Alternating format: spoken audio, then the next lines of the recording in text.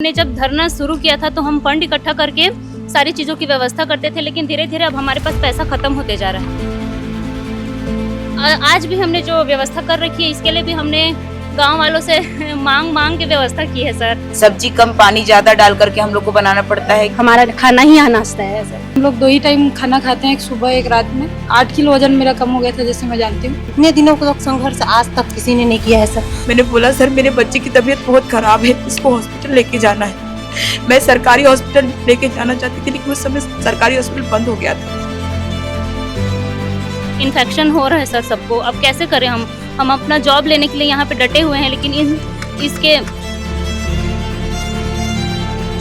तिरपाल है जहाँ पे हम लोग नहाने जाते हैं, क्योंकि खुले में असुविधा महसूस होती है सर, अच्छा नहीं लगता है। तो अब यहाँ पे संघर्ष के आप लोग क्या चाहते हैं कि हम लोग मर ही जाएं, तब आप हमें हमारी नौकरी देंगे? आजीविका तो आप लोगों ने छीन ही ली है, अब भूखे मरने के लिए भी छोड़ दिया है।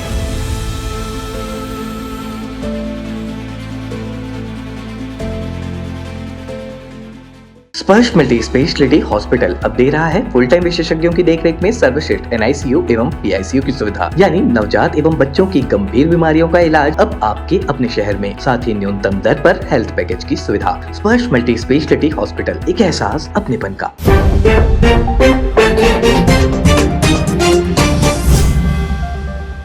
नमस्कार, मैं हूं मयंक चतुर्वेदी और आप देख रहे हैं तीरंदाज। छत्तीसगढ़ की राजधानी रायपुर में बर्खास्त B.Ed शिक्षकों के आंदोलन को आज 103 दिन हो गए हैं।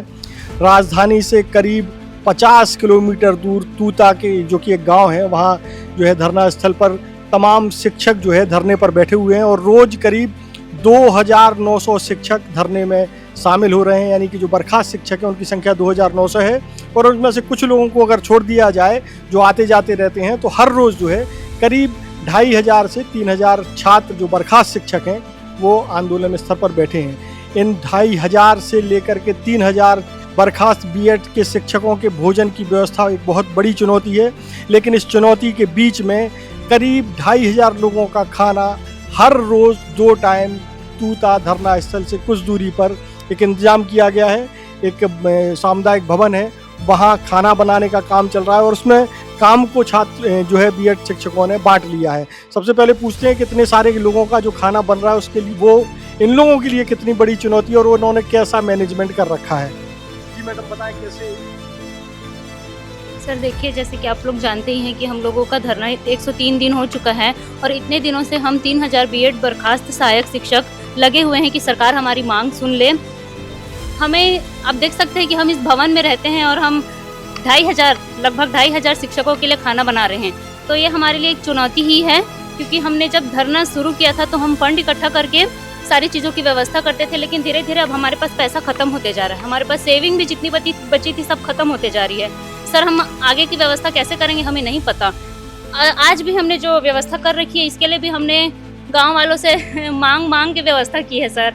आगे हम कैसे करेंगे, हम इसके क्या बोल सकते हैं अब। तो इतने सारे लोगों का जो खाना बनाने के लिए आप लोग ने कैसे मैनेजमेंट कर रखा? आप ही लोग हर रोज खाना बना? जी हम ही लोग हर रोज खाना बनाते हैं सर। हम लोगों ने ड्यूटी बांट रखी है रूम वाइज। कोई झाड़ू लगाता है, कोई पानी भरता है, कोई सब्जी काटता है, बर्तन धोते हैं, चावल धोते हैं, सब हमने काम आपस में बांट रखा है। भोजन, यहाँ तक कि भोजन भी पुरुष शिक्षक बांटते हैं। मैडम ये रोज कितना सब्जी इस्तेमाल हो रहा है? सब्जी का तो क्वांटिटी सर भैया लोग जो सर है हमारे वही लोग लेके आते हैं। हम लोग बता देते हैं कि इतने लोगों का खाना हमको बनाना है, क्योंकि कभी कभी संख्या घटती बढ़ती रहती है। तो सर लोग लेके आते हैं, उस हिसाब से फिर हम लोग बनाते हैं कि इतना जो है लगेगा, अंदाज से सर लोग लेके आते हैं। हम बताते हैं कि सर कितना करीब टमाटर आप हर रोज काट रहे हैं? सर हम लोग करीब टमाटर जो है वही 30 किलो के आसपास, क्योंकि अभी हमारे पास फंड की इतनी कमी है सर कि हम जो है सोचे कि हमारे घर में जैसा मिलता था वैसे ही हम लोग जो है खाएं, ये पॉसिबल नहीं है। सब्जी कम पानी ज़्यादा डाल करके हम लोग को बनाना पड़ता है, क्योंकि अब परिस्थिति हमारी ऐसी हो गई है। हम लोगों को 3 महीने से सैलरी नहीं मिली है। पहले तो फंड हम लोग कर देते थे, आज हमारी स्थिति ऐसा है कि हम लोग जो है सैलरी हम लोगों की मिली नहीं है, तो फंड नहीं है, तो कहीं से तो कहीं पर तो एडजस्टमेंट करना पड़ेगा। तो हम लोग सब्जियों पर एडजस्टमेंट हम लोग को करना पड़ता है।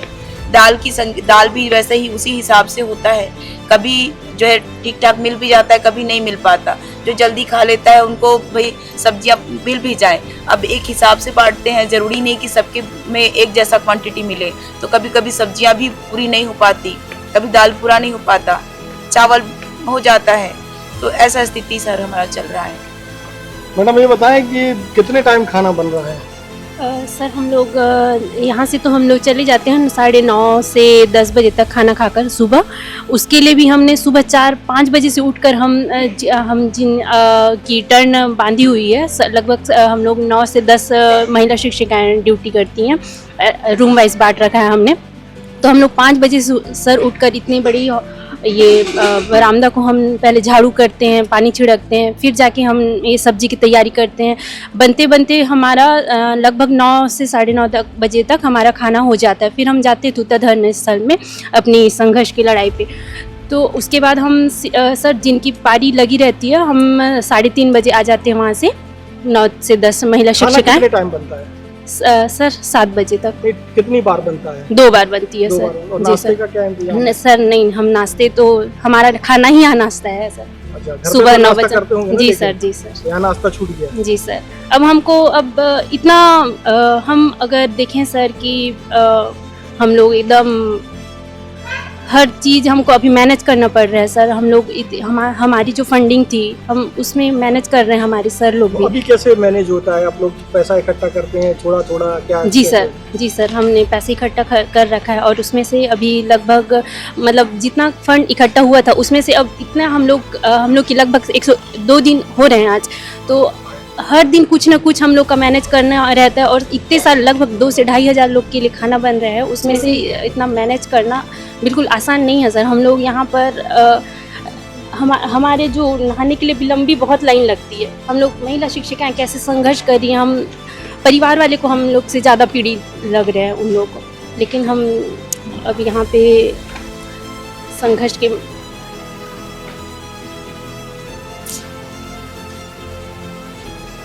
तो देखा कि किस तरीके का दर्द जो है शिक्षिकाओं के साथ है। तो वो जो है एक तो खाना भी बन रहा है, नाश्ता छूट चुका है इनका, घर में नाश्ता भी होता था, लेकिन अब चूंकि धरना स्थल पर वो इंतजाम नहीं है और पैसे की एक तंगी भी है। तो मैडम ये बताइए कि घर में तो आप लोग नाश्ता करते ही होंगे ना, यहाँ नाश्ता नहीं मिल रहा है फिर? जी तो जी सर, यहाँ पे हम लोग 2 ही टाइम खाना खाते हैं, एक सुबह एक रात में। तो हम लोग का जो वज़न भी है वो बहुत कम हो गया था जब पिछले गए थे घर 1-2 दिन के लिए, तो 8 किलो वज़न मेरा कम हो गया था, जैसे मैं जानती हूँ।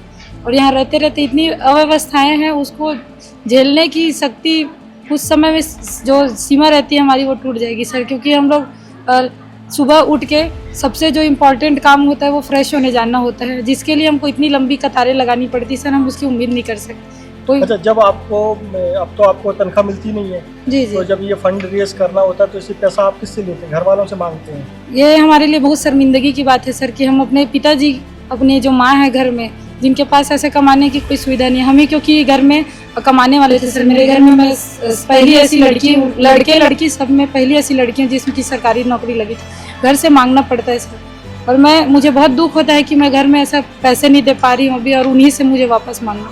और भी बहुत सारी समस्याएं सर यहाँ रहते रहते, जैसे परसों की ही बात ही, यहाँ पे एक सांप आ गया था रात में, जब हम सोने ही जाने वाले थे। तो रात में एक सांप, यहाँ अभी परसों की बात है, उसके पहले 2 सांप और आए थे। जहाँ एक मैम बैठी हुई थी, उसके पैर के पास ऐसे सांप आ गया था। मैम कल नहाने गई थी, वहाँ ये तिरपाल है जहाँ पे हम लोग नहाने जाते हैं, क्योंकि खुले में असुविधा महसूस होती है सर, अच्छा नहीं लगता है। तो वहाँ पे एक बिच्छू था सर कल, और एक बिच्छू उस दिन रात को रूम के अंदर था, जो मैम सोई हुई थी उसी के ऊपर वो चल रहा था। तो गलती से पता चला कुछ चल रहा है ऐसे, तो उनको पता चला, एहसास हुआ कि कुछ चल रहा है, तो डर के मारे ऐसे उसको ऐसे फटकार के जोर से चिल्लाई। तो इतनी सारे मुसीबतों से हम लोग इतने अपने जान की दाव लगा के हम लोग यहाँ पे रह रहे हैं। तो आप लोगों का दिनचर्या कैसे मैडम शुरू हो जाता है सुबह से? सर बस यही कि सुबह रात में 5 बजे उठो, इसके लिए नहाने के लिए लाइन लगाना है, टॉयलेट के लिए लाइन लगाना है, खाने के लिए भी इतने लोगों का एक मेंटेन करना रहता है, तो बहुत लंबी लाइन रहता है सर हर चीज़ में। जब आप टीचर बन गई थी तब आपने कभी ऐसी उम्मीद की थी कि कभी ऐसा दिन भी देखना पड़ेगा? नहीं सर, ऐसा अब गवर्नमेंट जॉब आज तक तो गवर्नमेंट जॉब से किसी को निकाला नहीं गया था सर। हमने अपने पूरी ईमानदारी से मेहनत किया था, तो ऐसा कभी नहीं सोचे थे सर कि ऐसा गवर्नमेंट जॉब लगने के बाद भी इतना संघर्ष, और इतने दिनों का संघर्ष आज तक किसी ने नहीं किया है सर। और ये सरकार अपने आप को संवेदनशील कहते हैं, इनकी संवेदनशीलता कहाँ गई सर? इतना धूप में आप देखिए, हमारे रूम में, एक ही रूम में इतना छोटा छोटा रूम है, उसमें भी हम लोग रहने लायक केवल 5-6 लोग रह सकते हैं उस रूम में, लेकिन हम लोग एडजस्ट करके 10 से 15 लोग रह रहे हैं एक ही रूम में। और एक हॉल में 100 लोग आसपास रह रहे हैं, 100 लोग के आसपास।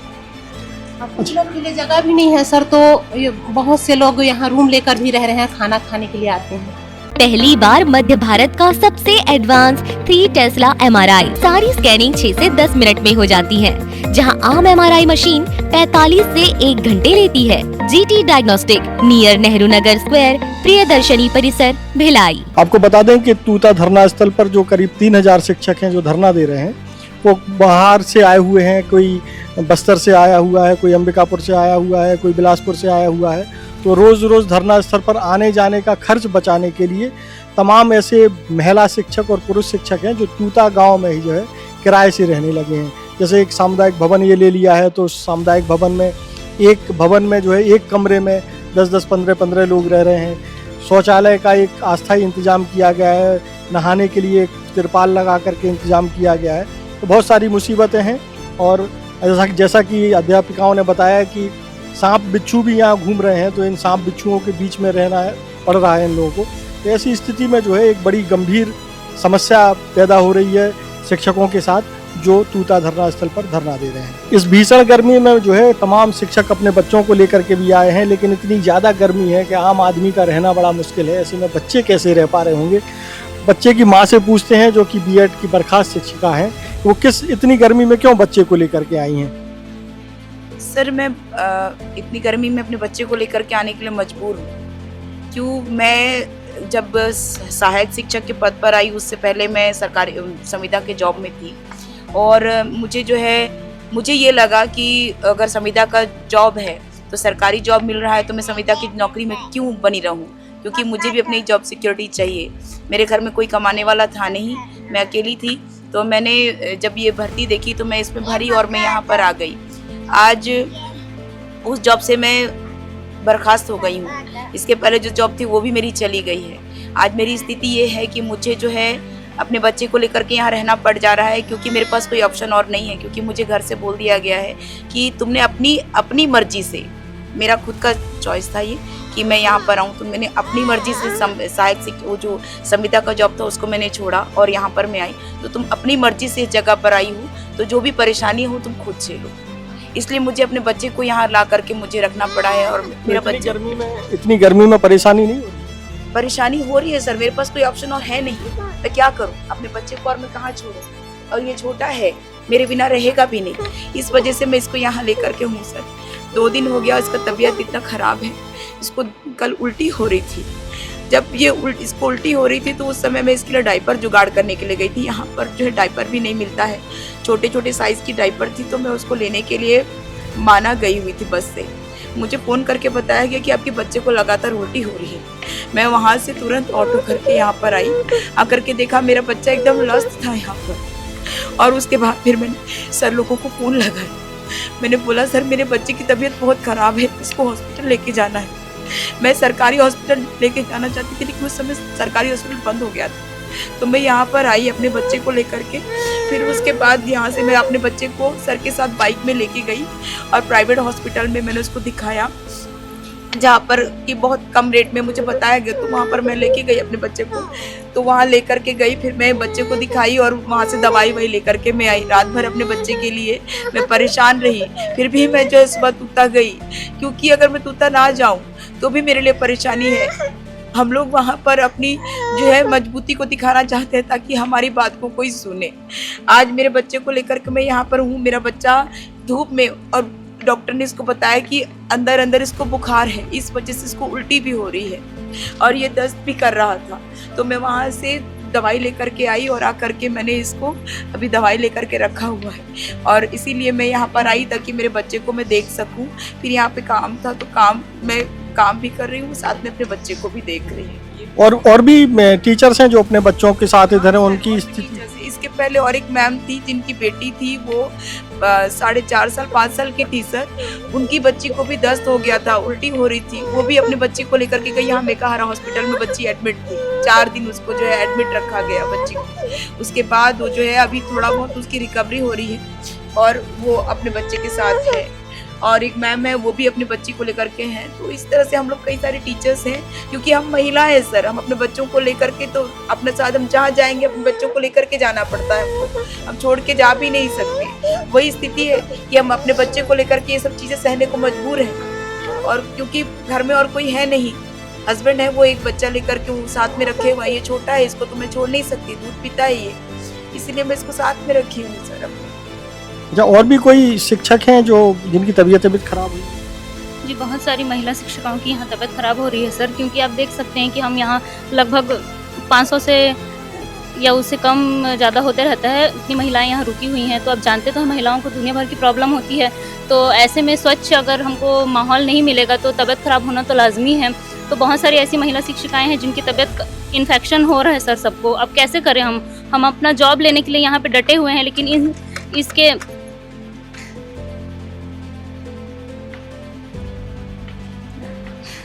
जो चीज़ें हैं उसको बताओ, रोना मत। सर परेशानी बहुत सारी है सर, अभी खुल के उसको तो मैं बता भी नहीं सकती कि क्या क्या परेशानी का हमें सामना करना पड़ रहा है। जैसे मैम ने बताया कि कमरे में बिच्छू घुस गया था, उस रूम में मैं ही थी।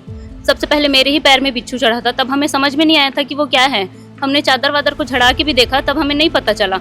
उसके बाद हम सब सो गए। लगभग 2 से 2:30 बजे की बात है, जब मेरे बगल वाली मैम के ऊपर बिच्छू चलने लगा, तब उनको लगा कि मेरे माथे में कुछ चल रहा है। तब लाइट ऑन करके देखे तो लगभग इतना बड़ा बिच्छू था। अब बताइए, वो बिच्छू हमें काट सकता था सर, हम मर भी सकते थे। मतलब हमें मरने की स्थिति में तो आप लोगों ने छोड़ ही चुका है। आप लोग क्या चाहते हैं कि हम लोग मर ही जाएं? तब आप हमें हमारी नौकरी देंगे? आजीविका तो आप लोगों ने छीन ही ली है, अब भूखे मरने के लिए भी छोड़ दिया है। जितने दिन हमसे हो पाएगा उतने दिन हम यहाँ पे रहेंगे। एक न एक दिन तो खाने को भी हमारे पास कुछ नहीं रहेगा सर, तो उस दिन हम कैसे जिएंगे? तो सरकार से मैं यह विनती करती हूँ कि ऐसी नौबत ना आने दिया जाए कि हमें भूखे मरना पड़े। उससे पहले हमें हमारी नौकरी दे दी जाए, हमें समायोजित कर दी जाए। आप बच्चे को लेकर के कितने दिन से धरने पर बैठी हैं? सर जब से धरना शुरू हुआ है, जब से हमको टर्मिनेट किया गया है, तब से हम यहाँ अपने हक की लड़ाई के लिए यहाँ डटे हुए हैं सर। इतनी गर्मी पड़ रही है, बच्चे की तबीयत खराब नहीं हो रही है सर, आज ही थोड़ा परेशान कर रही है। अब ऊपर नीचे हो ही रहा है सर, क्या करें, लेकिन नौकरी के लिए करना ही पड़ रहा है और घर पे कोई देखने वाला भी नहीं। मेरी एक बेटी और है सर बड़ी, और मेरा इंटरकास्ट मैरिज है, तो मेरे मायके वालों का तो कोई सपोर्ट नहीं है मुझे। ससुराल में हैं 1-2 लोग जो समझ रहे हैं, तो बच्ची को वो अपने पास रखे हुए हैं और इसको देखने के लिए थोड़ा मम्मी की ज़रूरत ही है सर। कौन देखेगा इसको? मैं अपने साथ लेके आई हूँ सर, और यहाँ बहुत सारा मुश्किल है सर। बड़ों को दिक्कत हो रही है, फिर तो ये बच्ची है आज परेशान ही कर रही है, इसकी भी तबीयत ठीक नहीं है आज। लेकिन क्या करेंगे, ये नौकरी हमारे आत्मसम्मान की बात है सर, ये हमको किसी ने दी नहीं थी सर, ये हमने इसको अपनी मेहनत से हासिल किया था सर। मैं भी इसके पहले नवोदय विद्यालय में कॉन्ट्रैक्ट बेस पे करती थी, वहाँ सेफ्टी सिक्योरिटी हर चीज़ की फैसिलिटी थी, तो दिक्कत नहीं हो रही थी। मैं उसको छोड़ के इसलिए यहाँ आई हूँ क्योंकि ये एक परमानेंट जॉब है, आगे हमारा जो भविष्य है वो अच्छा रहेगा। गवर्नमेंट की बहुत सारी योजनाएं आ रही है, इसलिए चलो ठीक है, वो कॉन्ट्रैक्ट बेस पे था करके छोड़ के इसमें ज्वाइन किए।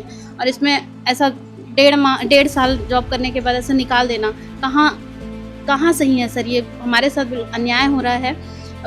बच्चों का भविष्य है करके हम इसमें आए थे सर, नहीं तो कहीं ना कहीं हर कोई कुछ ना कुछ कर रहा था सर। अब आधे में ऐसे निकाल देंगे तो कहाँ जाएंगे हम लोग? क्या बोलो, कुछ समझ ही नहीं आता है सर।